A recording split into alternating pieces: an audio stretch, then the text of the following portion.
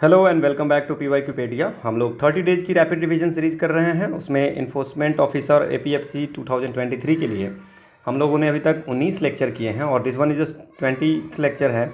और इसमें हम लोग जनरल साइंस की पार्ट 2 करेंगे। पार्ट 1 हम लोग कर चुके हैं और पार्ट 2 करेंगे और ये जनरल साइंस की लास्ट होगी। और भी अगर आपको क्वेश्चन करने होंगे तो ये तो बस रिवीजन पर्पज़ के लिए था। जो इंपॉर्टेंट क्वेश्चन मुझे लगा वो मैंने इसमें दिया है। बाकी अगर आपको करने हैं तो आप एनडीए की, सीडीएस की, सीएपीएफ की आप पेपर देख सकते हो।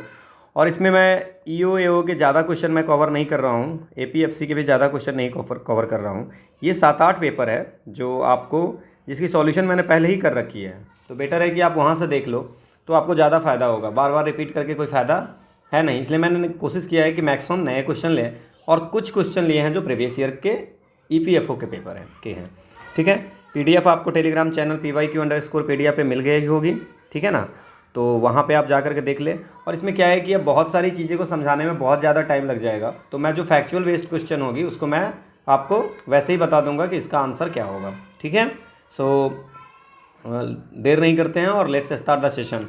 ठीक है, सो और हाँ, कल आपको कंप्यूटर की क्लास होगी, कंप्यूटर की सेशन करेंगे। और कंप्यूटर में हमने कुछ करेंट अफेयर्स के साइंस एंड टेक्नोलॉजी के क्वेश्चन भी रखे हैं। करेंट अफेयर जब कर रहे थे वहाँ पे साइंस एंड टेक के कुछ क्वेश्चन रखे थे, बट कुछ क्वेश्चन इसमें भी हम लोगों ने कंसीडर किया है। सो कल 8 बजे आपको कंप्यूटर की क्लास होगी। देन फिर will start the economy portion. ठीक है, इसके बाद हमारे पास बच जाएगा इकोनॉमी, पॉलिटी एंड हिस्ट्री। ठीक है, तो ये तीनों हम लोग कंप्लीट करेंगे।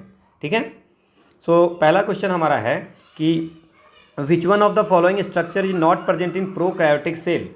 कौन सा प्रोकायोटिक सेल में प्रेजेंट नहीं होता है। ठीक है ना, सो अब दो चीज़ें होती हैं। एक होती है यूकैरियोटिक, है ना, क्लियर, यूकैरियोटिक, और एक होता है प्रोकायोटिक। ठीक है, ठीक है, सो इसमें क्या होगा, आप क्या है कि इसमें पूछ रहा है कि which one of the following structure is not present, कौन सा नहीं प्रेजेंट होता है। तो अगर आप इसका डायग्राम देखे होंगे प्रोकायोटिक और यूकैरियोटिक का, तो इसमें क्या होगा कि आपके जो क्या क्या है हमारे पास ऑप्शन में हमारा क्वेश्चन में क्या था, सेल वॉल। देखो सेल वॉल यहाँ भी है और सेल वॉल यहाँ नहीं है। ठीक है, यहाँ पे अगर देखो ये कॉमन है, साइटोप्लाज्म दोनों में है। ठीक है, और प्लाज्मा मेम्ब्रेन दोनों में है, राइबोसोम दोनों में है। ठीक है, तो ये तीन जो है ये दोनों में कॉमन है तीनों को। ठीक है ना, साइटोप्लाज्म, राइबोसोम, है ना, तो राइबोसोम हमारे पास में है। और ये हो गया सेल प्लाज्मा हो गया, प्लाज्मा मेम्ब्रेन हो गया। ठीक है, और न्यूक्लियस यहाँ पे है। ठीक है ना, और यहाँ पे न्यूक्लियस नहीं है।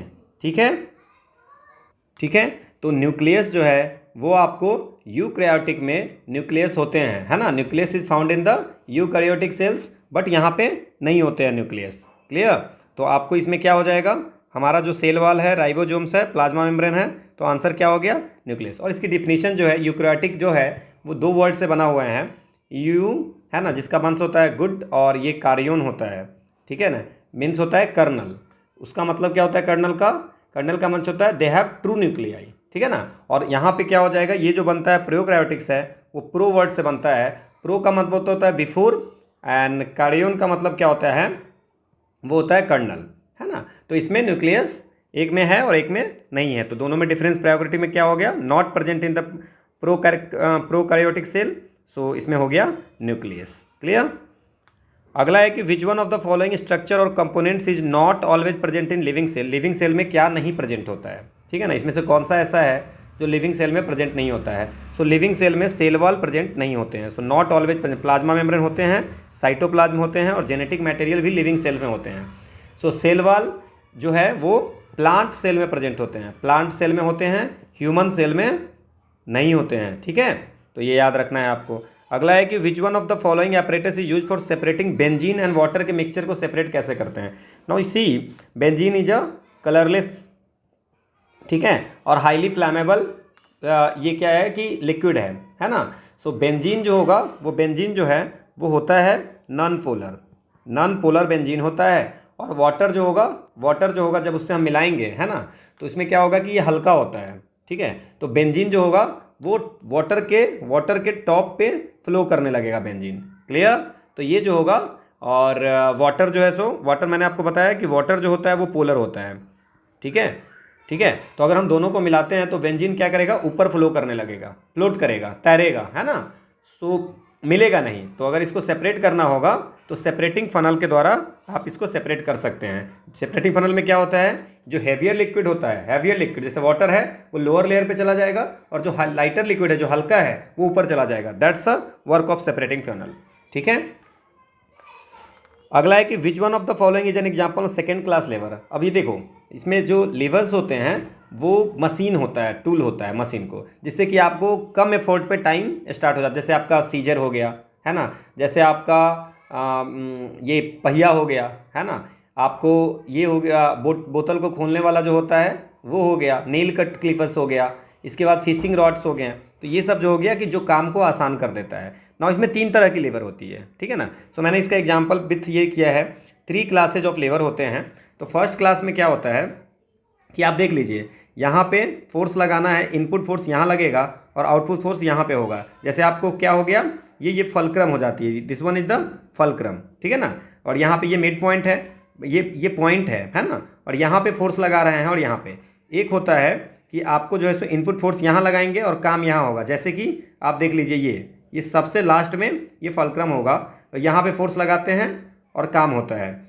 और थर्ड क्लास जो होता है उसमें आपको क्या है, आप देख लीजिए, इनपुट कहाँ लगा रहे हैं, यहाँ पे, है ना, आउटपुट फोर्स यहाँ हो रहा है। मतलब फर्स्ट क्लास का आप एग्जाम्पल याद रखिए, जैसे कि व्हील हो गया, एक्सेल हो गया, सीजर हो गया।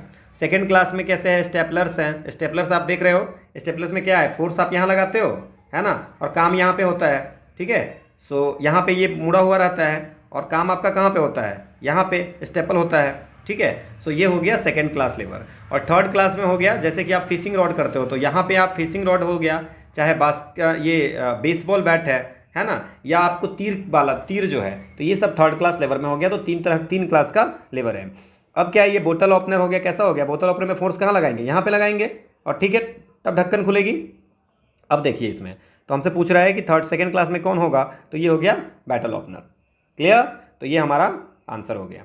अगला है हमारा, which one among the following is true for the speed of sound in given medium. So speed of sound in given medium, so speed of sound remains same at all frequency. Speed of sound is faster at higher frequency. Speed of sound frequency पे depend नहीं करता है। So speed of sound remains in the same in the all frequency. सारे frequency पे speed of sound same होगा किसी given medium में और सेम फिजिकल कंडीशन में। अगर आप मीडियम चेंज कर रहे हो या फिजिकल कंडीशन चेंज कर रहे हो तो कुछ चेंज हो सकता है ना, चेंज होगा। सो गिवन मीडियम बोल रहा है, तो गिवन मीडियम में speed of sound her frequency पे सेम होगा।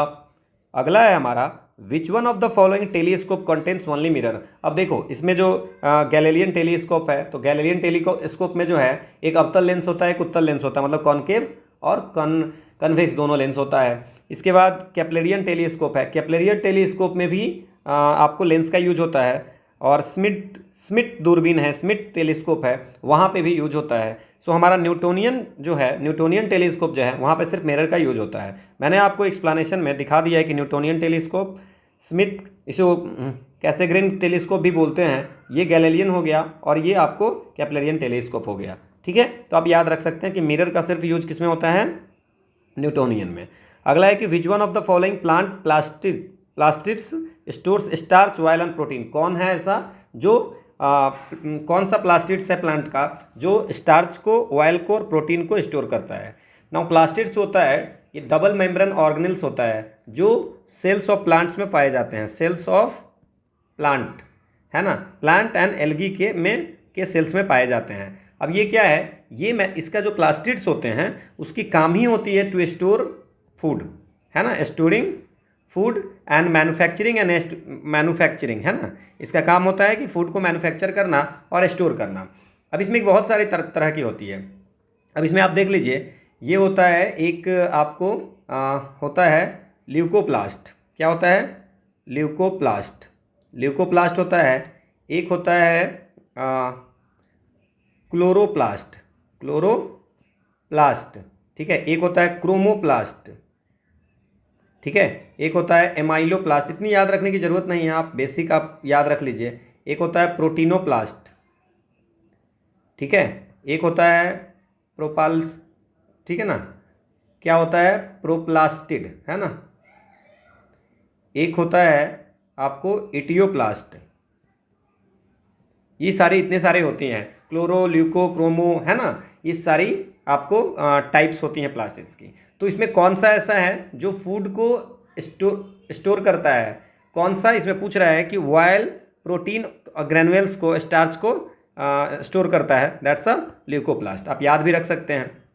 ये आपको मैंने सारी बता दी है कि कौन कौन सी होती है, ठीक है। अगला है कि which of the following is not a pigment. Pigment ये वो होता है जो किसी चीज़ को कलर देता है ना। सो इसमें कौन सा नहीं है ऐसा? सो सिलिका जो है वो पिगमेंट है।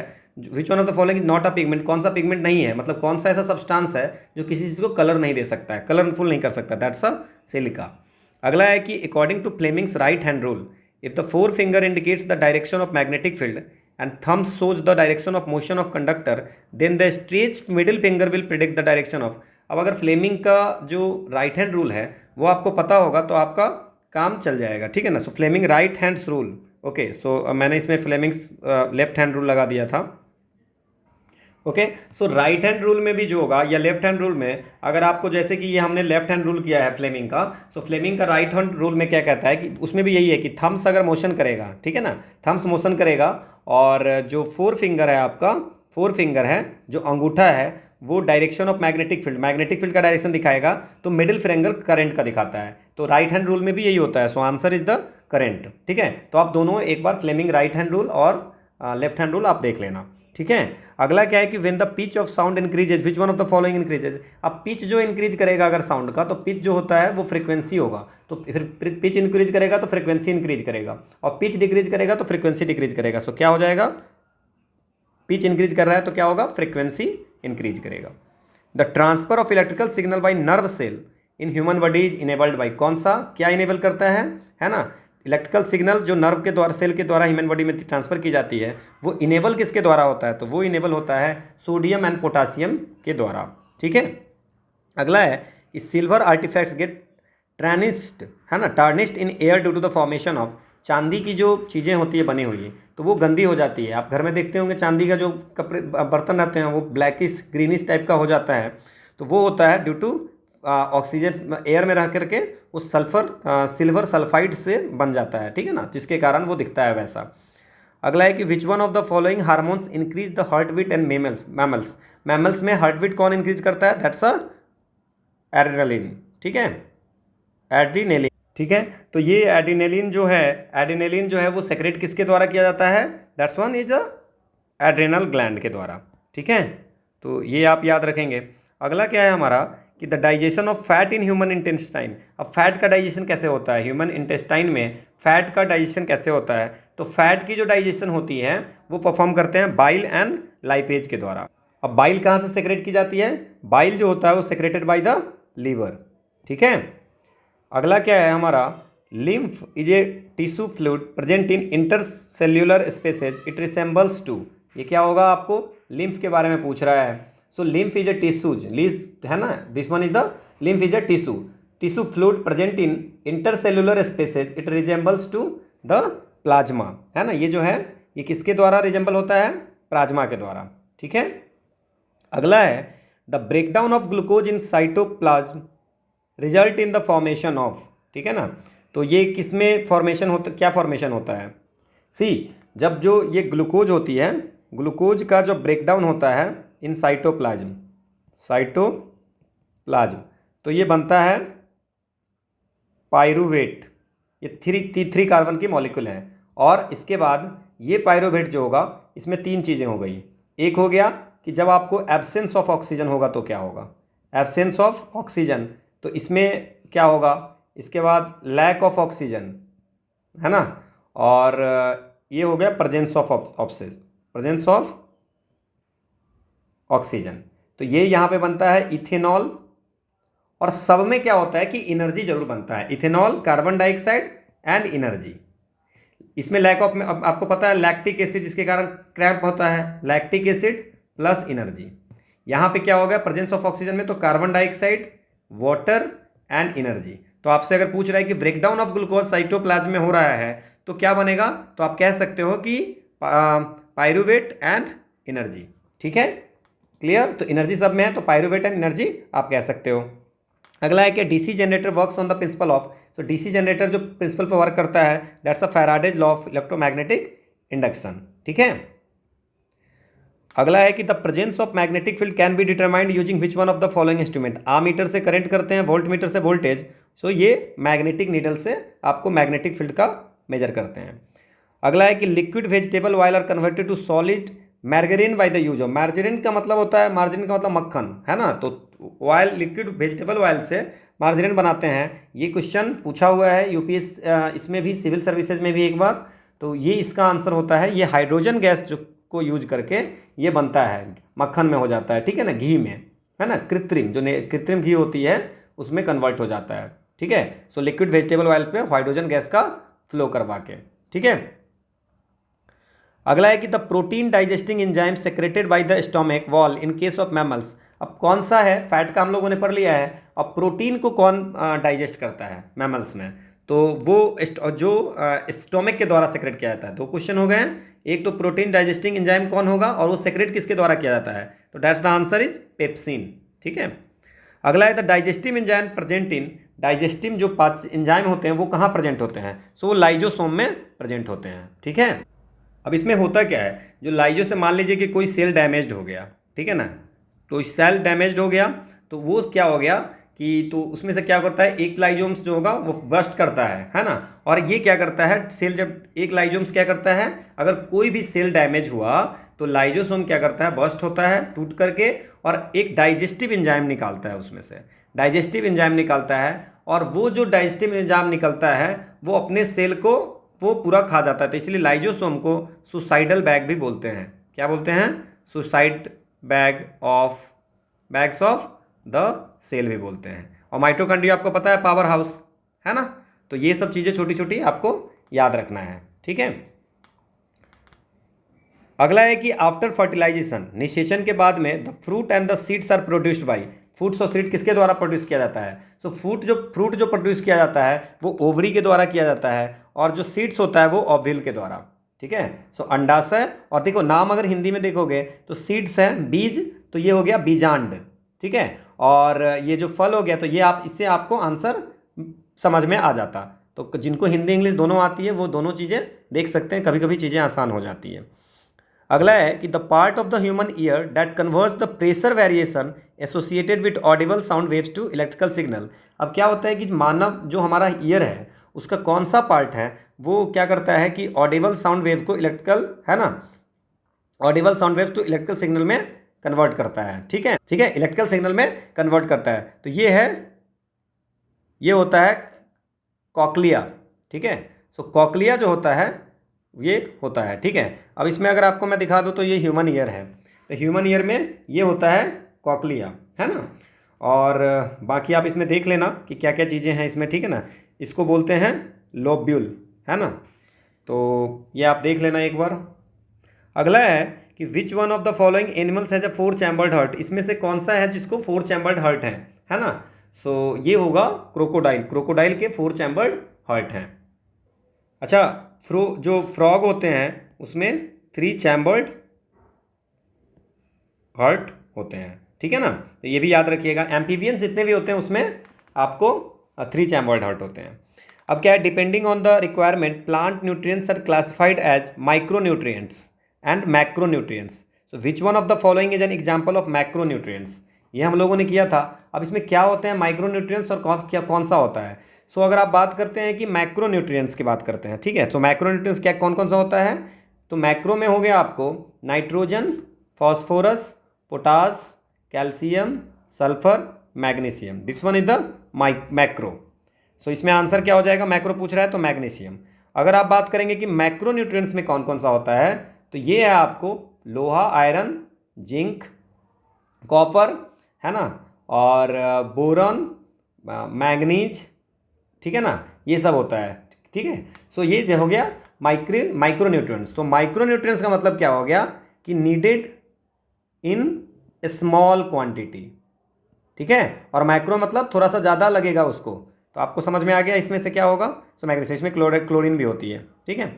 अगला है कि which one of the following materials can not be use to make convex lens. Convex lens को बनाना है तो अब एल्युमिनियम से तो कन्वेक्स लेंस बनेगा नहीं, ट्रांसपेरेंट नहीं है, तो कैन नॉट बी यूज तो एल्युमिनियम ही होगा। ठीक है, बाकी जो ग्लास है या सफ़ायर है या वाटर है, ये इससे बनाया जा सकता है कॉन्वेक्स लेंस को, बट एल्युमिनियम से नहीं बनाया सकता कि एल्युमिनियम जो है वो उससे पारदर्शी नहीं है, है ना। अगला है कि बोरेक्स कैसे प्रिपेयर हो सकता है, तो हम लोगों ने बोरेक्स जो होगा सोडियम कार्बोनेट्स को से ट्रीटिंग कॉलेमेनाइट विथ सोडियम कार्बोनेट से वहाँ से बोरेक्स हो जाता है, तो सोडियम कार्बोनेट से बोरेक्स बनेगा। ठीक है, अगला है कि the atomic radius of hydrogen atom, so ये होता है 53 पिकोमीटर, है ना। सो 53 पिकोमीटर होता है, तो इसको आपको ऑप्शन जो है नियरेस्ट में है वो 57 picometre hydrogen atomic radius of hydrogen atom आप लिख सकते हैं। अगला है consider the following statement about the microphone and the speaker of the mobile phone. ठीक है ना, सो आप देखो माइक्रोफोन जो होगा वो क्या करता है, कन्वर्ट्स इलेक्ट्रिकल एनर्जी इसको साउंड एनर्जी में करता है, ये हो गया माइक्रोफोन। और स्पीकर की अगर बात करें तो स्पीकर क्या करता है, साउंड एनर्जी को इलेक्ट्रिकल एनर्जी में कन्वर्ट करता है। अब देख लो option, the microphone convert sound to electrical energy, microphone considered sound energy को इलेक्ट्रिकल एनर्जी में करता है। ठीक है, तो बिल्कुल सही है। कुछ गलत लिखा क्या मैंने, microphone converts, okay, so this one is the microphone, this is the speaker. ठीक है ना, स्पीकर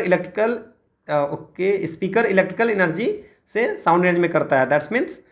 ठीक है, लाउड स्पीकर की बात हो रही है। अब क्या है कि the microphone convert sound to electrical energy, ठीक है, और लाउड स्पीकर इलेक्ट्रिकल एनर्जी में, तो speaker converts the electrical signal to sound signal, तो ये भी सही है। So 2 and 4 is the right answer. In plant cell RNA is present in, plant cell में आरएनए कहाँ होता है। अब प्लांट सेल चूंकि क्या है, यूकैरियोटिक, तो इसका मतलब यूकैरियोटिक है, यूकैरियोटिक में क्या होते हैं, राइबोसोम। ठीक है, न्यूक्लियस है ना, राइबोसोम होते हैं। अब क्या है कि ये राइबोसोमल तो आरएनए हो गया, और तो ये जो बना होता है वो बना होता है आरएनए से, मतलब राइबोसोमल आरएनए, है ना, और प्रोटीन से। और ये रहता कहाँ पे है, ये रहता है साइटोप्लाज्म में। लेकिन कुछ केस में, है ना, राइबोसोम जो है न्यूक्लियस में भी पाया जाता है। आपको पता है कि यूकैरियोटिक में न्यूक्लियस होते हैं, सो साइटोप्लाज्म में पाए जाते हैं राइबोसोम, कहीं कहीं न्यूक्लियस में पाए जाते हैं, so nuclei and cytoplasm only. अगला है कि xylem is a type of complex tissue in plant for upward conduction of water, which one of the following xylem tissue consist of living cell. Xylem जल, phylum क्या हो जाएगा, foods को, जो foods को ऊपर ले जाता है। ठीक है ना, सो जाइलम में पूछ रहा है कि इसमें से कौन सा ऐसा है जो आपको upward conduction complex tissue in plant for upward conduction of water, so ये जाइलम पैरेन्काइमा हो गया। ठीक है ना, so xylem parenchyma is the only living cell of xylem. ठीक है, तो ये हो गया जाइलम पैरेन्काइमा। अगला है कि what is the chemical composition of soda acid type fire extinguisher. इसको याद रख सकते हैं कि soda acid type fire extinguisher जो होगा वो उसमें रहता है sodium hydrogen carbonate and sulphuric acid. ठीक है, सो ये रहता है इसमें, है ना, in separate containers inside them, उसमें रहता है। तो solution of sodium hydrogen carbonate and sulphuric acid. ठीक है, तो ये आंसर हो गया, तो आप ये याद रख लेना। विच one of the following is the correct order of pH of the given substance. अब पूछ रहा है हमसे कि कॉफ़ी अब क्या क्या हो गया, सो कॉफ़ी का पीएच जो होगा वो 5 होगा। इसके बाद लेमन जूस का अगर बात करें तो 2.2 होता है, ज़्यादा एसिडिक होता है, मतलब जितना इधर जाए कम होगा वो एसिडिक ज़्यादा होगा। ब्लड का जो होता है वो 7.35 से 7.45, यू कैन से 7.40 एवरेज में होता है।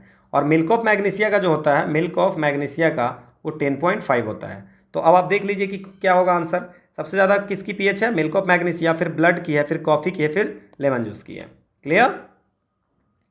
अगला है कि naphthalene burns with a yellow sooty flame, so क्यों, सो नेफ्थलीन है ना, तो अल्कीन है ना, तो अल्कीन है मतलब कि ये अनसैचुरेटेड हाइड्रोकार्बन है, और अनसैचुरेटेड हाइड्रोकार्बन जब बर्न होता है, ठीक है, तो इनकम्प्लीट कंबशन होती है। ठीक है, जिसके कारण आपको क्या होता है, येलो फ्लेम आती है। So there is a incomplete combustion, चाहे नेफ्थलीन हो या अनसैचुरेटेड हाइड्रोकार्बन कोई भी होगा। ठीक है, तो उसमें येलो फ्लेम होगा। अगला है कि which one of the following pairs of metal are very good conductor of heat. तो वेरी गुड में अगर बात करेंगे, लेड होगा नहीं इसमें, और लेड यहाँ भी नहीं होगा, और सिल्वर हमारे ऑप्शन में है, तो सिल्वर जो होगा good conductor of heat and electricity होगा, very good conductor of heat. ठीक है, अगला है हमारा स्कूल बेल्स जो होता है मेटल से बना होता है। क्यों मेटल से बना होता है? क्योंकि मेटल जो होता है वो सोनोरस होता है ना। सोनोरस क्या होता है?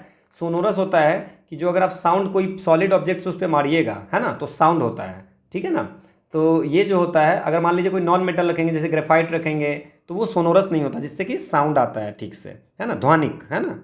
तो ये हो जाएगा सोनोरस। उसको मेटल से इसलिए बनाते हैं क्योंकि मेटल्स आर सोनोरस, उसमें साउंड आती है आप किसी से मारने पे। Now consider the following statement about the tincture of iodine. Now tincture of iodine क्या होता है? अब इसमें देख लीजिए कि how many of the above statement कितने सही हैं। हाउ मेनी ऑफ द, कौन सा सही नहीं है, 1 2 3 नहीं मार देना, ठीक है ना। सो कौन सा है? सो इसमें क्या है कि इट इज एंटीसेप्टिक सॉल्यूशन। बिल्कुल, टिंचर ऑफ आयोडीन जो है एंटीसेप्टिक सॉल्यूशन है जिसमें iodine is kept in alcohol water mixture. ये बिल्कुल सही है, और इसमें कंसंट्रेशन ऑफ आयोडीन बहुत कम होता है। सो तीनों सही है, सो आंसर हो जाएगा सी। कितने स्टेटमेंट सही है? तीनों के तीनों सही है टिंचर ऑफ आयोडीन में। This one is the antiseptic solution, alcohol और वाटर का मिक्सचर होता है। Cl minus is not iso electronic. अब आइसो इलेक्ट्रॉनिक क्या होता है? अब पूछ रहा है कि आइसो इलेक्ट्रॉनिक मतलब नंबर ऑफ इलेक्ट्रॉन किसमें सेम है। तो क्लोरीन की जो एटॉमिक नंबर होती है अगर बात करें तो 17, लेकिन ये माइनस है, मतलब कि एक और कहीं से ले लिया है। तो अब इसके पास ना 18 इलेक्ट्रॉन हो गए। ठीक है, तो अब ये 18 हो गए। अब हमें बात करनी है, ये है पोटासियम। सो पोटासियम का कितना होता है? 19, लेकिन ये एक किसी को दे दिया है, प्लस है, एक किसी को दे दिया है, तो ये 18 हो गया। तो ये तो आइसो इलेक्ट्रॉनिक के दोनों में सेम इलेक्ट्रॉन हो गया। अब ये मैग्नीशियम का क्या होता है? 12, ठीक है, लेकिन 12 में से इसने 2 प्लस, मतलब 2 किसी को दे दिया है स्टेबल बनने के लिए, तो इसके पास हो गए 10। ठीक है ना, तो 10 हो गया, तो ये स्टेबल होने के लिए दिया है। ठीक है, अब क्या है, ये आपको सल्फ़र है। ठीक है, तो सल्फ़र के पास पहले से कितने? 16 थे, और ये 2 कहीं से ले लिया है ना, तो ये इनके पास हो गए 18 इलेक्ट्रॉन। और ये फास्फोरस है, फास्फोरस का कितना था? 15, और इसमें 3 इलेक्ट्रॉन कहीं से ले लिया है, 3 माइनस है, तो ये हो जाएगा 18। तो इसका मतलब क्या हो गया कि Cl में आइसो इलेक्ट्रॉन किसके किसके साथ है? ये H2 माइनस और P3 माइनस के साथ में, मैग्नीशियम के साथ नहीं होगा। So the answer is magnesium. So iso electron वो होता है कि नंबर ऑफ इलेक्ट्रॉन सेम होंगे।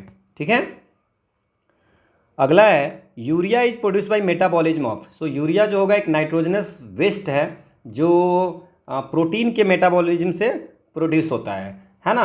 और ये प्रोसेस कहाँ पे होता है? लीवर में होता है। ठीक है, अगला है the pitch of A sound wave depends on which one of the following characteristic. ये मैंने बात किया था अभी कि पिच जो होता है वो फ्रीक्वेंसी पे डिपेंड करता है, frequency of the sound wave. So जितना फ्रीक्वेंसी ज़्यादा होगा तो पिच उसका उतना ज़्यादा होगा। अगला है an object drop from a height on to the floor, which one of the following remains uniform as it falls. अब क्या है कि मान लीजिए कि किसी ऑब्जेक्ट को आप हाइट से ग्राउंड पे फेंकते हो, ठीक है ना, तो फेंकोगे, है ना, फ्लोर पे। सो कौन सा इसमें कांस्टेंट हमेशा रहेगा? Acceleration, momentum, kinetic energy, potential energy. ठीक है, इसमें जो आपको जो कांस्टेंट रहेगा वो है acceleration, it's acceleration. So acceleration constant रहेगा, और that's acceleration is acceleration due to gravity, है ना, ग्रेविटी इसको खींचेगा, तो यूनिफॉर्म एक्सेलेरेशन जो होगा वो एक्सेलेरेशन क्या होगा? Acceleration due to gravity. So answer क्या होगा? इट्स एक्सेलेरेशन जो होगा वो कांस्टेंट होगा। If an object is place at the focus of a convex lens, तो इसका अगर कन्वेक्स लेंस के फोकस पे ऑब्जेक्ट होगा तो इसकी जो इमेज बनेगी वो इनफाइनाइट पे। इसके 5-6 डायग्राम हैं, वो आप देख सकते हो, इस पर भी क्वेश्चन आते हैं। ठीक है, ये आप देख लीजिए, अगर फोकस पे है ना, ये कॉन्वेक्स लेंस है और कॉन्वेक्स लेंस के फोकस पे है, तो ये आपको जो इमेज जो बनेगी वो इनफाइनाइट पे बनेगी, वर्चुअल इमेज एट इन्फिनिटी। अगला है कि water is heated from 0 degree से 4 डिग्री सेल्सियस, इट्स डेंसिटी क्या होगा? हीट करेंगे तो डेंसिटी बढ़ेगा कि घटेगा? हीटेड डेंसिटी इसकी बढ़ेगी। ठीक है, अगला है the acceleration due to gravity at the earth surface पे क्या होगा? So acceleration due to gravity, acceleration due to gravity जो होता है वो जी इंटू मास ऑफ अर्थ, है ना, बाई रेडियस ऑफ अर्थ का स्क्वायर, ये होता है। सो एक्सेलेरेशन ड्यू टू ग्रेविटी जो होता है वो डिपेंड करता है मास ऑफ अर्थ पे, कोई बॉडी के मास पे डिपेंड नहीं करता। ये भी क्वेश्चन कितनी बार पूछी जा चुकी है। और रेडियस ऑफ अर्थ पे डिपेंड करता है कि मास ऑफ अर्थ के पे और रेडियस ऑफ अर्थ पे। सो पूछ रहा है कि the acceleration due to gravity at the earth surface depends on, so both its mass and radius. किसके मास रेडियस पे? अर्थ के, ना कि किसी बॉडी के मास और रेडियस पे। ठीक है, अगला है if the magnification produce by the lens is +2। अब मैग्निफिकेशन +2 है, इसका क्या मतलब होगा? देखो, मैग्निफिकेशन का प्लस है, इसका मतलब जो इमेज होगा वो वर्चुअल होगा, अपराइट होगा, ठीक है, ऐसे होगा, ठीक है, सो अपराइट होगा, ठीक है। तो ये आपको याद रखना है। अगर माइनस होता तो ये क्या होता, रियल होता, और ये इन्वर्टेड होता, मतलब ऐसे बनता, ठीक है। अब इसमें पूछ रहा है कि +2 है, तो इतना तो समझ में आ गया कि वर्चुअल होगा, तो ये वर्चुअल होगा तो रियल नहीं होगा, रियल हटा देते हैं यहाँ से और रियल हटा देते हैं, और वर्चुअल होगा और सीधा होगा, है ना, ये सीधा हो गया, इरेक्ट है ना, अपराइट, सो ये सीधा हो गया। अब क्या है कि स्मॉलर दैन द ऑब्जेक्ट मिलेगा, और ये तो मैग्निफिकेशन जो +2 है इसका मतलब हो गया कि ये smaller than the object, sorry larger than the object होगा इसका आंसर। सो ठीक है, so magnification produce by the lens is इतना +2 है, तो ये हो जाएगा आपको कि लार्जर दैन द ऑब्जेक्ट से ज़्यादा होगा, है ना, तभी तो मैग्नीफाई किया, है ना। At the time of short circuit the current in the circuit, अगर शॉर्ट सर्किट हो जाती है तो क्या हो जाएगा, मतलब अगर शॉर्ट सर्किट कहीं पे हो रही है इसका मतलब वोल्टेज डिफरेंस जो 2 पॉइंट के बीच में सर्किट के बीच में है उसमें कोई वोल्टेज डिफरेंस नहीं है, तो वोल्टेज डिफरेंस नहीं होगा तो रेजिस्टेंस जो होगा, वोल्टेज डिफरेंस है ही नहीं, तो इसका मतलब रेजिस्टेंस जो होगा वो बहुत ही स्मॉल होगा, तो रेजिस्टेंस जब बहुत स्मॉल हो जाएगा तो इसका मतलब रेजिस्टेंस है ही नहीं, तो करंट बहुत ज़्यादा फ्लो करेगा तेज में, ठीक है। तो शॉर्ट सर्किट के समय में करंट जो है सो बहुत ज़्यादा इंक्रीज कर जाएगा हैवली, क्योंकि रेजिस्टेंस उस समय नहीं रहेगा, ठीक है। अगला है which of the following statement is not correct. अब इसमें बोल रहा है कि electric motor converts electrical energy into mechanical energy, ठीक है, तो बिल्कुल सही है। इलेक्ट्रिकल मोटर जो होता है इलेक्ट्रिकल एनर्जी को मैकेनिकल एनर्जी में कन्वर्ट करता है। Electrical generator works on the principal of electromagnetic induction, हम अभी भी बात की थी एक क्वेश्चन में, है ना, इलेक्ट्रिकल जनरेटर फैराडे, है ना, इलेक्ट्रोमैग्नेटिक इंडक्शन वाला, है ना, तो ये बात की थी कि प्रिंसिपल ऑफ इलेक्ट्रोमैग्नेटिक इंडक्शन पे वर्क करता है जनरेटर, और ये मैकेनिकल एनर्जी को इलेक्ट्रिकल एनर्जी में कन्वर्ट करता है। The magnetic field at the centre of a long circular coil carrying current will be parallel straight lines, इस पर ज़्यादा ध्यान मत दो। A wire with a green insulation is usually the live wire of an electric supply, ये गलत है, तो ऐसा नहीं कि सारा ऑप्शन आपको आना चाहिए, आप एक बार चेक तो कर लो। अगर देखो लाइव वायर जो होता है डोमेस्टिक में, लाइव वायर जो होता है वो होता है रेड कलर से किया जाता है, और जो अर्थ वायर होता है ना, अर्थिंग वाला, वो ग्रीन कलर से होता है, ठीक है। तो आपका ये आंसर हो जाएगा wire with a green insulation usually live wire, ये गलत हो गया, यहाँ पे रेड होगा, ठीक है। अगला है कि what happens to the gravitational force between two objects if the mass of one object is doubled and the distance between them is also less. मैंने कहा था कि फोर्स जो होता है वो gravitational constant mass m1 m2 दो body का बाई r², सो m1 यहाँ हो गया और m2 यहाँ हो गया, दोनों के बीच की डिस्टेंस क्या है r, सो ये होता है ग्रेविटेशनल। अब बोल रहा है कि व्हाट हैपेंस तो ग्रेविटेशनल फोर्स, तो ये जो ग्रेविटेशनल फोर्स है वो क्या होगा, अगर जो नया फोर्स है वो क्या होगा, उसमें अगर कह रहा है कि मास of one object he double, मतलब m1 को हम 2m1 कर देते हैं तो डबल हो गया, डिस्टेंस बिटवीन, और m2 ऐसे ही छोड़ देते हैं, और distance between them is also double, मतलब r को क्या हो गया 2r² हो गया, सो ये हो गया 2m1 m2 divide by 4r², सो ये कैंसिल हो गया, और इसको क्या हम लिख सकते हैं, g रहेगा, g तो रहेगा ही, g m1 m2 बटे r² को क्या हम लिख सकते हैं, so f new is equal to 1/2 into f old. अब देखो क्या पूछ रहा है कि distance between what happens to the gravitational force, तो ग्रेविटेशनल फोर्स क्या हो जाएगा, नया जो होगा वो पुराने का आधा हो जाएगा, ठीक है, the force would be half, ठीक है। अगला है the number of moles of oxygen gas use in the complete combustion of 1 mole of glucose, तो 1 मोल ऑफ ग्लूकोज, देखो ग्लूकोज होता है C6H12O6, और इसमें अगर 6 मोल ऑफ ऑक्सीजन जाता है तब ये बनाता है carbon dioxide plus H2O 6H2O, ठीक है, तो ये बनाता है। तो इसमें पूछ रहा है कि एक मोल को कंबस्शन करने में कितना, एक मोल ऑफ ग्लूकोज को, एक मोल ऑफ ग्लूकोज को 6 मोल ऑफ ऑक्सीजन करेंगे तब जाकर के ये कंबस्शन होती है, तो 6 आंसर हो गया, ये आप याद रख सकते हैं। अगला है कि what is the number of moles of helium in 104 gram of helium gas, जिनको समझ में आ रहा है ये न्यूमेरिकल वो देख लेंगे, और जिनको नहीं आ रही है वो उनको लीव कर सकते हैं। So what is the number of moles of He in 104 gram of helium gas, मुझे ये लेना इसलिए पड़ता है बिकॉज ये आपको क्वेश्चन पूछे हुए हैं, ठीक है ना, और हाल में पूछे हुए हैं। सो हीलियम एटम का जो एटॉमिक वेट होता है वो आपको देखिए, इसकी जो एटॉमिक नंबर होती है वो 2 होती है, तो अराउंड 2 गुना होता है, तो आप 4 मान लीजिए कि इसकी 4 हो गई, ठीक है, तो इसकी अगर 4 हो गई एटॉमिक वेट और टोटल 104 ग्राम है, ठीक है ना, सो नंबर ऑफ मोल्स कितने हो जाएंगे 104 gram by 4, so it's 26, so number of moles कितने हो जाएंगे 26, 6, ठीक है, 4 ग्राम के 26। So while burning hydrocarbon fuels if we see a yellow flame with lots of black smoke it means that the fuel is क्या होगा, मैंने बात किया था, नेफ्थलीन, है ना। So made of unsaturated hydrocarbon से है और इनकम्प्लीट, उसमें क्या होता है, इनकम्प्लीट कंबस्चन, तो येलो फ्लेम होता है, ये नेफ्थलीन में हम लोग देखा था। अगला है कि which one of the following statement true when non metals are dissolved in water. अगर नॉन मेटल को आप डिजॉल्व करते हैं वाटर में तो वो बनाता है कौन सा, they produce basic oxide, acidic oxide, neutral oxide और हाइड्रोक्साइड। ये जो होगा ये बनाता है आपको हाइड्रोक्साइड, और वो फिर क्या करता है, आपको बना देता है एसिडिक सॉल्यूशन बना देता है, ठीक है, नॉन मेटल, ठीक है। सो नॉन मेटल क्या हो जाएगा, वो आपको क्या करेगा, नॉन मेटल ऑक्साइड बनाता है। नॉन मेटल को अगर करेंगे तो नॉन मेटल ऑक्साइड बना देता है, और ये नॉन मेटल ऑक्साइड जो है फिर आपको एसिडिक बना देता है, ठीक है। सो क्या हो जाएगा, दे प्रोड्यूस एसिडिक ऑक्साइड, ठीक है।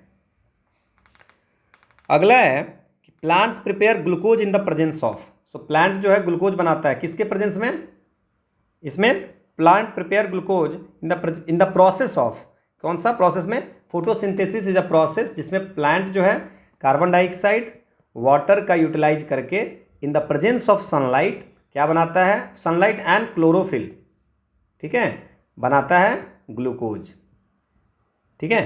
सो प्रिपरेशन जो प्लांट ग्लूकोज करती है वो प्रोसेस पूरा हो गया, फोटोसिंथेसिस। फोटोसिंथेसिस हो गया कि कार्बन डाइऑक्साइड H2O को लेकर के in the presence of sunlight and chlorophyll the plants makes glucose, ठीक है। अगला है कि which one of the following statement about biogas is not true. It is mainly composed of methane gas. बिल्कुल, इसमें मिथेन ज़्यादा, मेनली जो methane होता है बायोगैस में, it is a non renewable source of energy. नहीं, ये रिन्यूएबल सोर्स ऑफ एनर्जी है ना। और it is formed by the decompose, तो गलत तो यही हो गया, it is form by the decomposition of cow dung in the absence of oxygen. तो ये बायोगैस जो बनता है वो, जैसे मान लीजिए जो भी ऑर्गेनिक मैटर है, जैसे फूड हो गया, एनिमल वेस्ट हो गया, है ना, तो वो क्या करते हैं, बिना ऑक्सीजन के अनुपस्थिति में ये माइक्रो ऑर्गेनिज्म उसको ब्रेक करता है। तो ऑक्सीजन के अनुपस्थिति में उसको क्या बोलते हैं, एनारोबिक, एनारोबिक, है ना, होता है, ठीक है ना, एनारोबिक रिएक्शन होती है। It burns without smoke and leaves no dues. बिल्कुल, ये जो है इसमें जब जलता है तो इस धुआं नहीं होता है और रेसिड्यू भी नहीं होता है। सो और this one is the renewable, ठीक है। इसमें जनरली 75% आपको समझिए कि मिथेन होता है, तो आंसर हमारा बी हो गया। अगला है कि mutation, mutation in a virus is cause due to a change in its. अब देखो म्यूटेशन बहुत न्यूज़ में था, है ना। सो म्यूटेशन क्या होता है, कोविड के समय म्यूटेशन की था, है ना। सो म्यूटेशन जो हो जाएगा वो होता है कि जैसे सडन कुछ इनहेरिटेबल चेंज हो जाए, कोई जेनेटिक मटेरियल में चेंज हो जाए, तो वो होता है म्यूटेशन, है ना। So due to change in its genetic material, shape में चेंज होने से, कलर में चेंज होने से और सेल में चेंज होना होगा नहीं, सो दिस इज द म्यूटेशन। एक क्वेश्चन है कि हाइफी, अब हाइफी यार आपको पता नहीं होगा। So hyphae produce by yeast, thin threads form by many fungi, reproductive cell. तो रिप्रोडक्टिव सेल तो नहीं है, responsible for preventing the cell from the losing water in wet condition, ये नहीं होगा। It's a thin threads from form by many fungis. आप देख लो, ये हाइफी है, ये छोटे छोटे थ्रेड्स बनाते हैं, ठीक है ना। So that's a thread like tubes that make up the body of a fungus. सो ये हो गया हाइफी। आप कभी भी देखते होंगे कुछ ख़राब हो जाता है, जैसे कि छोटे छोटे पतले पतले ये हो जाते हैं, जैसे ब्रेड पे हो जाते हैं, है ना, या और भी आपको किसी फ्रूट्स वगैरह में हो जाते हैं वाइट वाइट, ठीक है ना। So that's a thin threads formed by many fungi. Which one of the following statements with regard to a short sighted person. अब देखो ये बहुत इंपॉर्टेंट होता है। देखो अब इसमें 2-3 चीज़ें आपको याद रखनी है। एक होता है निकट दृष्टि दोष, एक होता है दूर दृष्टि दोष, है ना। तो मैं सारा चीज़ यहीं पे बता देता हूँ। सो एक होता है लॉन्ग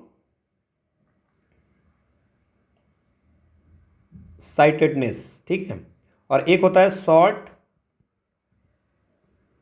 साइटेडनेस, ठीक है। तो ये बात कर रहा है आपका क्वेश्चन जो है शॉर्ट साइटेड पर्सन मतलब निकट दृष्टि दोष, और ये हो गया दूर दृष्टि दोष हिंदी में। अब लॉन्ग साइटेडनेस को हम बोलते हैं हाइपरोपिया, हाइपरपिया, और शॉर्ट साइटनेस को बोलते हैं मायोपिया। तो ये भी क्वेश्चन कभी कभी मायोपिया दे देगा, तो कंफ्यूज नहीं होना है, ठीक है। अच्छा, अब अगर मान लीजिए लॉन्ग साइटेडनेस हो गया, शॉर्ट साइटनेस हो गया, तो इसमें कौन सा लेंस का जरूरत पड़ेगा। तो पहले हम देखते हैं कि लॉन्ग साइटनेस शॉर्ट साइटनेस में होता क्या है। जैसे नॉर्मल विजन होता है तो लाइट जो होता है वो रेटिना पे होता है। नॉर्मल विजन में light is focused on the retina, और सारा जो जितना भी ऑब्जेक्ट होगा वो फोकस पे अपीयर होता है, तो हमको पूरा सही दिखता है। लेकिन अगर रेटिना से पहले हो गया, बिफोर रेटिना, है ना, तो शॉर्ट साइटनेस में बिफोर रेटिना होता है। क्या होता है? बिफोर रेटिना लाइट फ्लो कर लाइट जो है फोकस हो जाता है। तो क्या हो जाता है? डिस्टेंट का जो ऑब्जेक्ट होता है वो ब्लरी दिखता है, मतलब दूर का, है ना, दूर का क्या होता है? ब्लरी दिखता है। ठीक है, सो ब्लर दिखता है दूर का। तो इसमें क्या होगा? A short sightness person sees the near object blurred, गलत। Short sighted person sees the near object clearly but distant of blurred and a concave lens. और कौन सा लेंस लगता है वो भी बात करनी है। तो पहले यहाँ तक तो समझ गए आप कि नियर ऑब्जेक्ट जो है ब्लड, नियर ऑब्जेक्ट क्लियर दिखता है और दूर का ऑब्जेक्ट, डिस्टेंट ऑब्जेक्ट जो होगा वो ब्लर दिखता है। ठीक है, तो ये दो हो गए हैं, दो ऑप्शन बचे आपको। अब इसमें क्या है कि लॉन्ग साइटेडनेस में क्या होता है कि अगर लाइट जो होगा आफ्टर द रेटिना फोकस होता है। ठीक है, सो क्या होगा? ये इसमें था शॉर्ट साइटनेस में क्या था? बिफोर रेटिना, रेटिना से पहले ही हो जाता है। देखो नॉर्मल विजन में लाइट जो फोकस होता है वो रेटिना पे होता है। जब शॉर्ट साइटनेस की बात करेंगे तो रेटिना से पहले होता है, लॉन्ग में क्या होता है? रेटिना के बाद होता है। तो शॉर्ट साइटेडनेस में होता है डिस्टेंस का, दूर का जो ऑब्जेक्ट होगा वो आपको ब्लर में दिखेगा। ठीक है, ठीक से नहीं दिखेगा। और लॉन्ग साइटेडनेस में क्या होता है कि जो नियर का सब्जेक्ट होगा, नियर का दिखेगा, वो आपको ब्लर दिखेगा। ठीक है, तो इसको अगर आप बात करें कि लॉन्ग साइटनेस को ठीक करनी है तो करनी पड़ती है यूज कन्वेक्स लेंस। ठीक है, और इसका होगा तो होगा कॉनकेव। तो हमसे पूछ रहा है शॉर्ट साइटनेस, तो कनकेव लेंस को यूज होंगे, तो ये आंसर हो जाएगा। यहाँ पे कन्वेक्स लिखा हुआ है तो ये गलत हो गया। ठीक है, तो ये आपको पूरी शॉर्ट साइटनेस मैंने बता दी और ये आपको डायग्राम में भी मैंने दिखा दी है शॉर्ट साइटनेस में क्या होता है, लॉन्ग साइटनेस में क्या होता है। Which one of the following organelles is not found in animal cell में क्या नहीं पाया जाता है? बात कर चुके हैं हम लोग कि एनिमल सेल में क्या होता है? सेल वॉल नहीं होते हैं।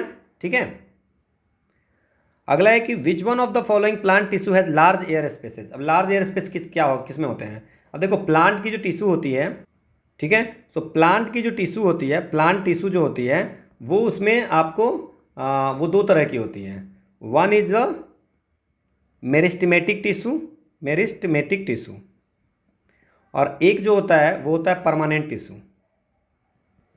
तो परमानेंट टिश्यू की अगर बात करें तो उसमें एक होता है सिंपल, एक होता है कॉम्प्लेक्स। सो कॉम्प्लेक्स में दो होता है, एक होता है जाइलम, एक होता है फ्लोएम। ठीक है, और जो सिंपल टिश्यू होता है उसमें तीन होते हैं। वन इज स्क्लेरोकाइमा, है ना, और मेरिस्टेम तो मैंने बता दिया। मेरिस्टेम जो होगा टिश्यू वो प्लांट टिश्यू ही होता है। और एक कोलेनकाइमा, ठीक है ना, तो स्क्लेरनकाइमा और कोलेनकाइमा, और एक होता है पैरेनकाइमा। ये होते हैं पैरेनकाइमा, इतने सारे होते हैं, तीन होते हैं। सो स्क्लेरनकाइमा, कोलेनकाइमा और ये तीन होते हैं, स्क्लेरनकाइमा, कोलेनकाइमा और एक होता है पैरेनकाइमा। ठीक है, ये परमानेंट टिश्यू सिंपल वाले में आ गया। और स्क्लेरनकाइमा में दो होते हैं, फाइबरस और एक होता है स्लेरेड्स। ठीक है ना, तो अब पूछ रहा है कि which one of the following plant tissue is large air spaces, तो ये होता है एक आपको पैरेनकाइमा में होता है। किसमें होता है? पैरेनकाइमा। और पैरेनकाइमा जो होगा वो एक तरह का एरेनकाइमा होता है। सो aerenchyma is also parenchymatous modification. ठीक है ना, और ये जो होता है ना, पैरेनकाइमा वाला जो होता है वो आपको जो फ्लोटिंग प्लांट होते हैं, है ना, सो फ्लोटिंग प्लांट में जनरली होता है। So the answer is aerenchyma. Hope आपको समझ में आया होगा। इसमें जो है सो लार्ज एयर स्पेस होता है, इसमें फ्लोटिंग समझ इसमें। ठीक है, ये आपको एक्सप्लेनेशन में सब दिया हुआ है। So which one of the following is not a connective tissue. अब कनेक्टिव टिश्यू ये आपको पाँव की इसमें सारी चीज़ें दी हुई है, चाहे लिगमेंट हो या टेंडन हो, ये कार्टिलेज होगा, ये सब कनेक्टिव टिश्यू है। Muscle is not a connective tissue. ठीक है, सो आप देख लीजिए, ये टेंडन, ये लिगमेंट और ये ब्लड भी वैसे कनेक्टिव टिश्यू है ना, कार्टिलेज। ठीक है, तो ये सारी हो गई। अगला है कि which one of the following disease does not transmit through fine droplets coming out from mouth और nose of an infected person. किसी इन्फेक्टेड पर्सन के माउथ से अगर कोई ड्रॉप आ रहा है पानी का और उससे फैल नहीं रहा है, जैसे कोविड फैल रहा था, ठीक है ना, तो कोविड-19 तो फैलता है, न्यूमोनिया भी फैल जाता है, टीबी भी फैल जाता है, HIV AIDS, this is the sexually transmitted disease. तो ये जो है सो माउथ में ये फाइन ड्रॉपलेट से जो आती है ना, इन्फेक्टेड पर्सन का, उससे नहीं फैलेगा। Now which one of the following is not a break down product of glucose during respiration. अब हमने बात किया था, है ना, बात किया था कि ग्लूकोज जो होता है वो उसकी जो ग्लूकोज जो होता है वो उस जब टूटता है इन साइटोप्लाज्म में तो वो बनाता है पायरूवेट। और पायरूवेट में 3 तरह से बढ़ जाते हैं, एक में ऑक्सीजन से हो गया, एब्सेंस ऑफ ऑक्सीजन, और एक लैक ऑफ ऑक्सीजन ह्यूमन में मसल सेल्स में जो होता है, तो मसल, और एक हमने बात किया था प्रेजेंस ऑफ ऑक्सीजन में। तो प्रेजेंस ऑफ ऑक्सीजन में प्रेजेंस ऑफ ऑक्सीजन, तो इसमें बात किया था हम लोग कार्बन डाइऑक्साइड होता है, वाटर होता है, इसकी हमने देखे भी हैं, और एनर्जी तो सब में होता ही है। दूसरा हमने बात किया था कि अगर एब्सेंस और लैक ऑफ ऑक्सीजन, ह्यूमन में अगर लैक ऑफ ऑक्सीजन मसल्स में हो जाए तो बनता था लैक्टिक एसिड, जिसके कारण क्रैम्प होती थी और एनर्जी। और एक बात किया था कि एब्सेंस ऑफ ऑक्सीजन मतलब ईस्ट हो गया, तो इसमें क्या होता है, इसमें बनता था इथेनॉल, है ना, और कार्बन डाइऑक्साइड, नाउ आप प्लस एनर्जी, तो पायरूवेट और एनर्जी बनती है, ये हमने देखा था। तो इसमें पूछ रहा है क्या which one of the following not break down product, तो इथेनॉल तो बनता है, लैक्टिक एसिड भी हो रहा है, वाटर भी हो रहा है, सो मिथेनॉल इसका प्रोडक्ट नहीं है, ठीक है। When a white light beam is made to fall on a hollow prism filled with water, it breaks into 7 constituent color. Which of the following colors suffers the maximum angle of deviation? विवग्योर आपने पढ़ा होगा, तो सबसे ज़्यादा जो deviation feel करेगा वो है वायलेट, वायलेट इंडिगो, है ना। तो ये होगा सबसे ज़्यादा, आपको वायलेट होगा, है ना, और सबसे कम कौन सा होगा, रेड। ये आपको देख लो, ये विजुअल लाइट है, ये जा ऐसे अगर मान लीजिए दिया तो इसको ऐसे जाना चाहिए, पर ये जा कैसे रहा है, ये आपको ऐसे गा करके ऐसे हो रहा है, मतलब कितना एंगल कर रहा है डेविएशन एंगल, इतना।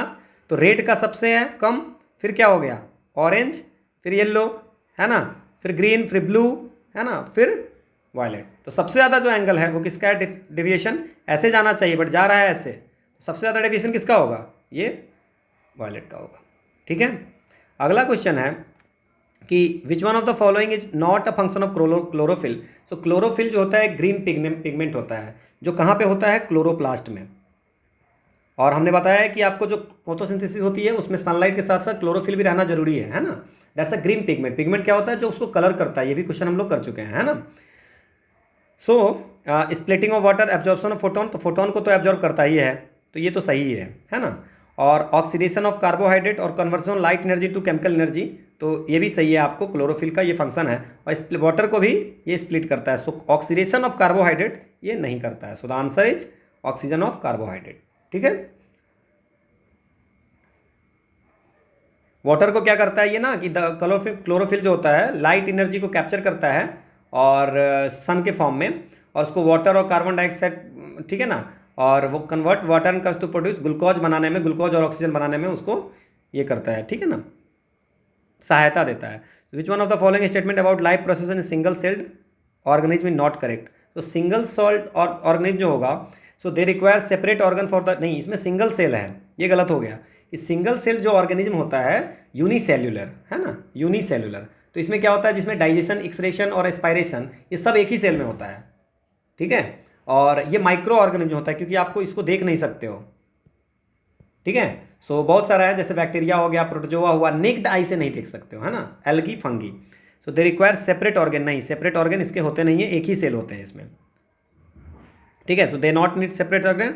Waste of excretive material produce by these organism the remain in contact with external, ये सब कुछ करता है बट वो सिंगल सेल से ही करता है, ठीक है।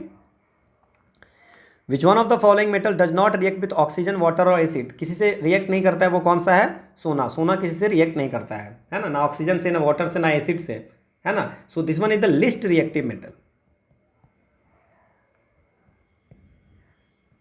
ठीक है। अगला है which one of the following metal producer hydrogen with cold water. Cold water से रिएक्शन करके आपको कौन सा मेटल जो है सो हाइड्रोजन प्रोड्यूस करेगा, ठीक है ना। सो मेटल की अगर वाटर से रिएक्शन होता है, मेटल का वाटर से अगर होगा रिएक्शन, तो बना देगा metal oxide, metal oxide and hydrogen. So इसे पूछ रहा है कि which one of the following metal producer hydrogen with cold water. So जो अल्कली मेटल होती है, alkali metal, so alkali metal में क्या क्या हो गया, पोटाशियम, सोडियम, है ना, ये सब जो होता है वो कोल्ड वाटर से रिएक्ट करता है। और सोडियम पोटासियम में मतलब इतना वायलेंट होता है रिएक्शन कि इमीडिएटली फायर पकड़ लेता है, ठीक है। सो आपको सोडियम पोटासियम नहीं है, सोडियम इज द आंसर, ठीक है ना। ये आपको एक्सप्लेनेशन है बुक की। Which one of the following property decreases across the period table from left to right and increases from top to bottom. कौन सी ऐसी प्रॉपर्टीज हैं जो टॉप से bottom, top to bottom increase करती है, ठीक है ना, और लेफ्ट टू राइट जो है, लेफ्ट टू राइट जो होगा वो इंक्रीज करती है। तो ये आप देख लो, जो एटॉमिक रेडियस होता है वो टॉप टू बॉटम डिक्रीज करती है और लेफ्ट टू राइट जो है वो इंक्रीज करती है। ठीक है, तो ये हो गया आपका एटॉमिक रेडियस। बाकी अगर आप देख लो आयोनाइजेशन इंजीनियर का, आयोनाइजेशन एनर्जी और इलेक्ट्रॉन एफिनिटी जो होता है वो टॉप टू बॉटम है ना, बॉटम टू टॉप जा रहा है, देख रहे हो, और ये टॉप टू बॉटम आ रहा है, और इधर देख लो आप, है ना, ठीक है ना। तो आंसर हो गया आपको एटॉमिक रेडियस।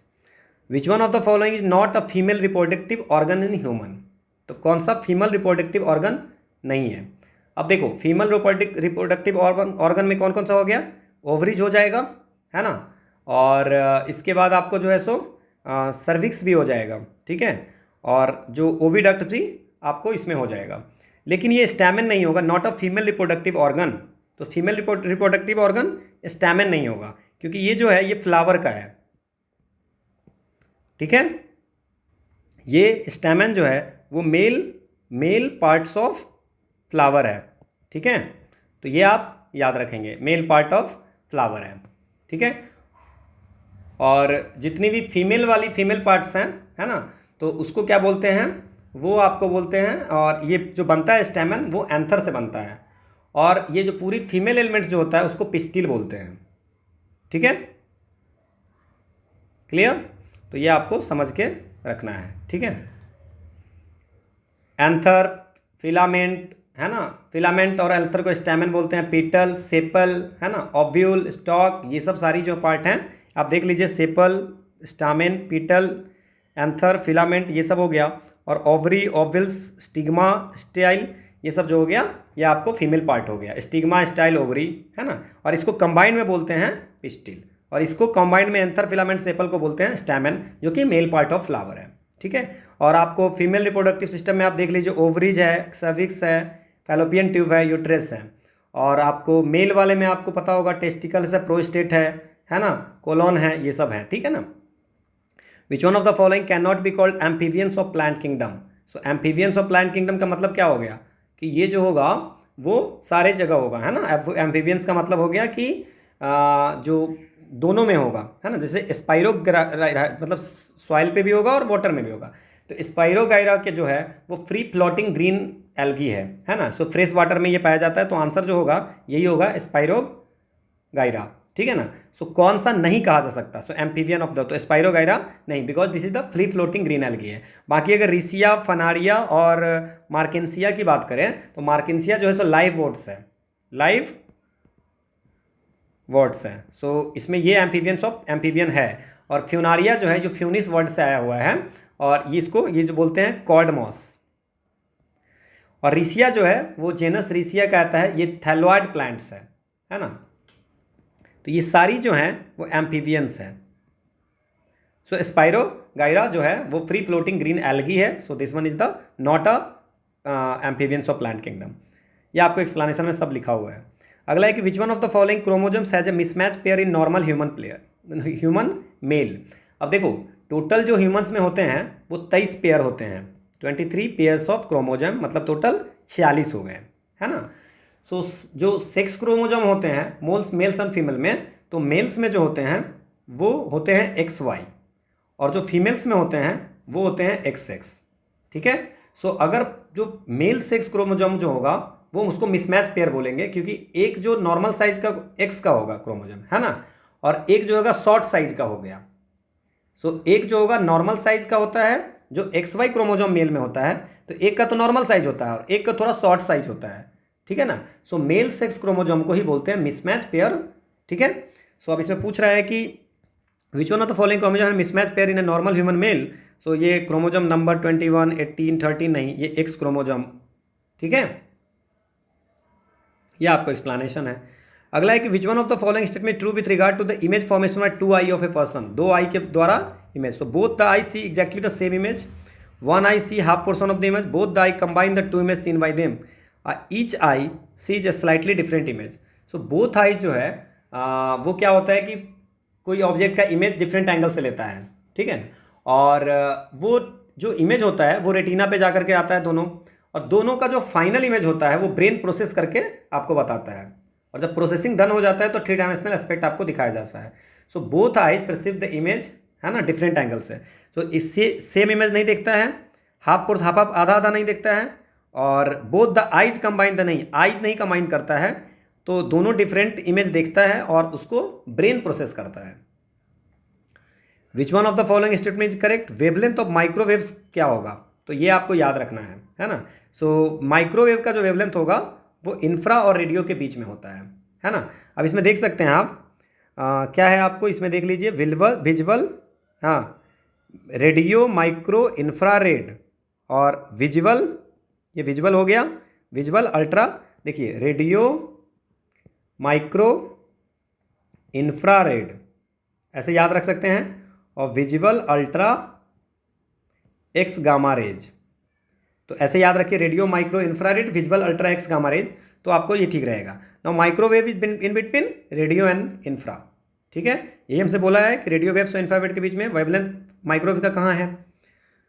अगला है कि which one of the following the size of, अभी हमने बात किया था 57 पिको फैराड में बात किया था, तो साइड ऑफ जो हाइड्रोजन एटम का होता है अराउंड 50 के होगा, है ना। सो ये अराउंड में अगर मान लीजिए कि तो 10⁻⁻12 होता है, 57 था वहाँ पे, तो इंटू 10⁻⁻12 क्योंकि पिको, ठीक है ना, पिकोमीटर में था, तो इसको हम 0.5 इंटू 10⁻⁻10 आपको एंगस्ट्रम कर सकते हैं। एंगस्ट्रम मतलब 10⁻⁻10 मीटर, ठीक है। सो ये अगर आप बात करें तो 10⁻⁻10 मीटर के रेंज में होता है, ठीक है।